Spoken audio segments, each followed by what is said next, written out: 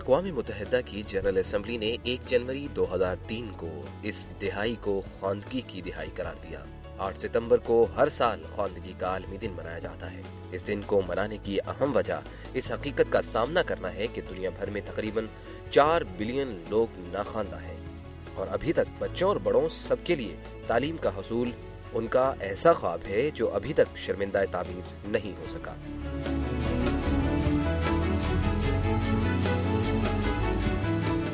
ماضی میں نامکمل منصوبہ بندی، ناکافی کوشش اور نامناسب وسائل اور ان کے انتہائی نامناسب استعمال سے تعلیم کا مسئلہ گمبھیر تر ہوتا چلا گیا۔ تیسری دنیا کے ممالک بشمول پاکستان میں خواندگی کی شرح بے حد کم ہے، جو کہ انفرادی، اجتماعی اور قومی ترقی میں ایک بڑی رکاوٹ ہے۔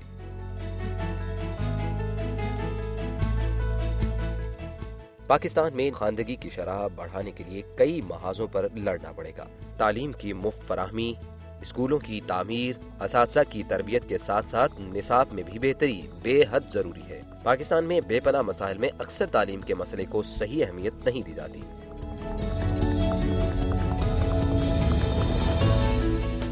ضرورت اس امر کی ہے کہ حکومت شعبہ تعلیم کی صحیح معنوں میں سرپرستی کرے اور مقامی، قومی اور بین الاقوامی سطح پر اس کی بہتری کے لیے مؤثر اقدامات کیے جائیں۔ تعلیم ہر انسان کا حق ہے اور پاکستان کے مستقبل کو روشن تر کرنے کا ایک ذریعہ بھی۔ سب سے بڑھ کر تعلیم پاکستان کی ترقی کی ضمانت ہے۔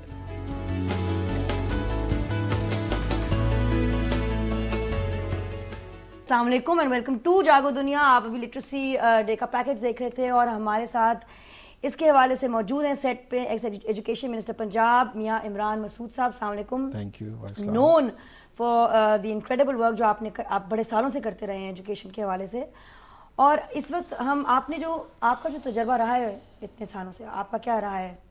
کیونکہ یہاں بیٹھ کے جاگو دنیا پہ ہم تقریباً روز تعلیم کے حوالے سے بات کرتے ہیں، اور ہمارا یہی رونا ہوتا ہے کہ بھی ہماری جی ڈی پی کتنی کم جاتی ہے، ہمارا بجٹ میں سے کتنا کم جاتا ہے ان ایجوکیشن، اور ہمیں تو ایک زوال ہی نظر آ رہا ہے پرائمری اور سیکنڈری لیول ایجوکیشن میں۔ دیکھیں، بہت بڑا تجربہ ہے یہ۔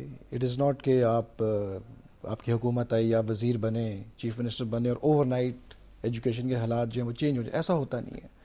It is one of the only سلوسٹ moving ایک سیکٹر ہے جس میں آپ کو ڈویڈنڈز اور آپ کو ریزلٹس جو ہیں بڑی دیر سے ملتے ہیں۔ بچہ پہلی جماعت میں داخل ہوگا، اس کا نصاب آپ درست کریں، کلاس کا انوائرمنٹ ٹھیک کریں، بچہ جب 10ویں تک پہنچے گا، کیا اس نے سیکھا، کیا سمجھا، اسپورٹس میں وہ کیسا تھا، کلاس روم میں کیسا تھا، تب جا کے آپ کو پتہ چلے گا کہ آپ کا کیسا رزلٹ ہے۔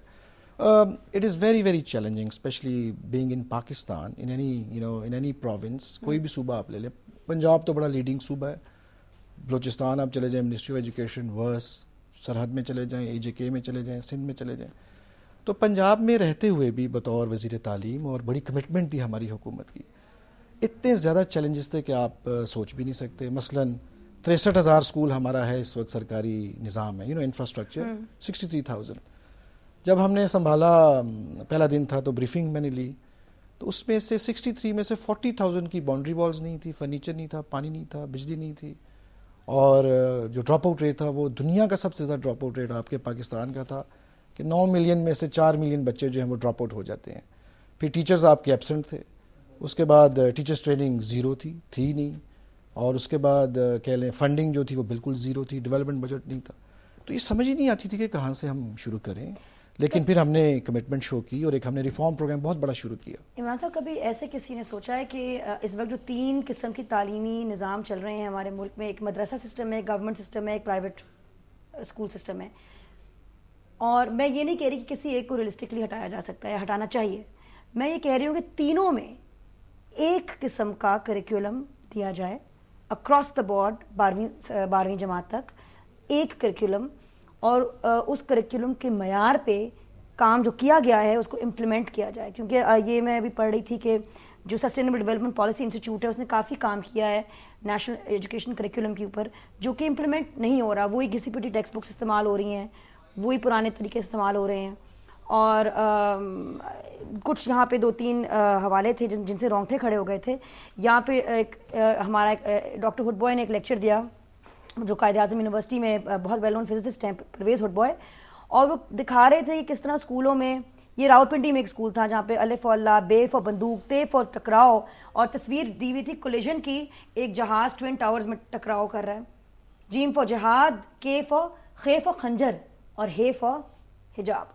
تو اس طرح کی اگر آپ قاعدے اتنی سی عمر میں سکھائیں گے. اس کے بعد کلاس 5 کے بچے تھے, انہوں نے یہ دکھایا کریکولم فار سوشل اسٹڈیز, جس میں طے تھا کہ کلاس 5 کے جماعت کے بچے کو پتہ ہونا چاہیے کہ پاکستان کے دشمن کون ہے, پاکستان کی جہاد اور شہادت کی کیا سارٹ آف رولز ہونے چاہیے, ہندو مسلم ڈفرینسز کیا ہیں, انڈیاز ایول ڈیزائنز. میں اکثر سوچتی ہوں ہمارے ٹیم میں بہت سارے نوجوان لوگ ہیں, میرے اسٹوڈنٹس میں بہت سارے نوجوان لوگ ہیں ان their 20s جو شدت سے انڈیا سے نفرت کرتے ہیں, اور میں اکثر سوچتی ہوں اتنی نفرت یہ کیوں کرتے ہیں, اور یہ اپنے لوگوں سے اتنی نفرت کیوں نہیں کرتے جنہوں نے کبھی اس ملک کو ٹھیک نہیں کیا, جو ایک اتنا بڑا کون چلا رہے ہیں اس گورنمنٹ کا اور اس سسٹم کا. لیکن اب مجھے سمجھ آئے کہ اگر آپ 5 سال کی عمر سے اسکولوں میں یہ ہیٹرڈ بچوں کو سکھائیں, اور آپ ان کو یہ نہ سکھائیں کہ جو ملیٹنٹس ہیں یہ ہوم گرون پروڈکٹس ہیں پاکستان کے, تو obviously they go, you know, you're inbreeding politics of hate.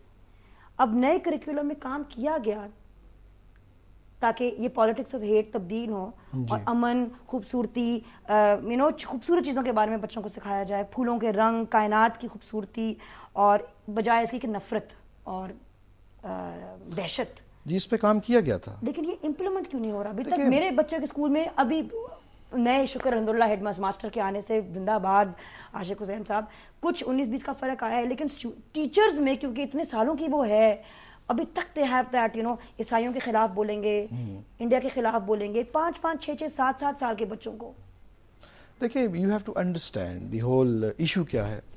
جو آپ 3 سسٹمز کہہ رہی ہیں جو اسکول سسٹم, اس 3 کے بدلے بلکہ 5 سسٹمز ہیں. ایک مدارس ہیں, ایک او اے لیول اسٹریم ہے, ایک امریکن ہائی اسکول سسٹم ہے, بالکل, ایک ہمارا میٹرک سسٹم ہے جو سرکاری ہے ہمارا, ٹھیک ہے جی. اس کے بعد ایک گیرزن اسکول سسٹم ہے.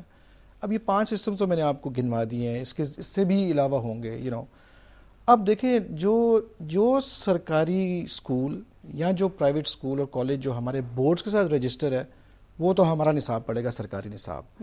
نصاب بناتی ہے وفاقی حکومت, یہ وفاقی وزیر تعلیم کا ایک پریروگیٹو ہوتا ہے آئین کے ذریعے. یہ صوبے نہیں بناتے, صوبے صرف کرتے ہیں, پرپوز کرتے ہیں, اور اس کا جو فائنل جو ہے وہ جو وفاق کرتا ہے. اب دیکھیں ہمارے زمانے میں جب 2002 سے لے کے 2008 تک 26 سال بعد کسی ایک حکومت نے آ کے نصاب کی تبدیلی کی تھی. کبھی کسی نے نصاب کو چیک ہی نہیں کیا. جو آپ باتیں کر رہی ہیں بالکل اس میں موجود تھا. نصاب کو کسی نے ٹچ ہی نہیں کیا. وہی پرانی گھسی پیٹی وہ کہانیاں, وہی پرانے گھسے پیٹے وہ سوال جواب جو تھے, وہ میتھس کی کہہ لیں, انگلش کہہ لیں, اردو لے لیں, جو بھی تھا سارا, اس کو ہم نے چینج کیا. اور یہ جو ہیٹ اسپیچ جو تھی اور ہیٹ جو مٹیریل تھا اس کو بھی نکالا. اور آپ کو یاد ہوگا جنرل مشرف کا جو لوگ کہتے ہیں انلائٹنڈ ماڈریشن جو تھی, اسی پہ لوگ خلاف تھے کہ بھئی یہ تو اوریانیت کی طرف لے جا رہا ہے. حالانکہ اس میں ایسی بات نہیں تھی. ہم نے اپنا نصاب کو درست کیا تھا, نصاب تیار کیا تھا, نصاب کے ذریعے ہم نے کتابیں پرنٹ کی تھی, اور کتابیں پھر ہم نے صوبے میں بھجوائی تھیں, اینڈ اٹ ورکڈ. اور ابھی بھی وہ امپلیمنٹ ہیں, وہ امپلیمنٹ ہو رہی ہیں. اچھا بریک پہ جائیں گے ناظرین, بات کریں گے کہ وہ امپلیمنٹ ہوا تھا کیا, وہ اسکولوں میں کتابیں موجود ہیں, اور ہماری رپورٹ کیا کہتی ہے, یہ سب باتیں بریک کے بعد.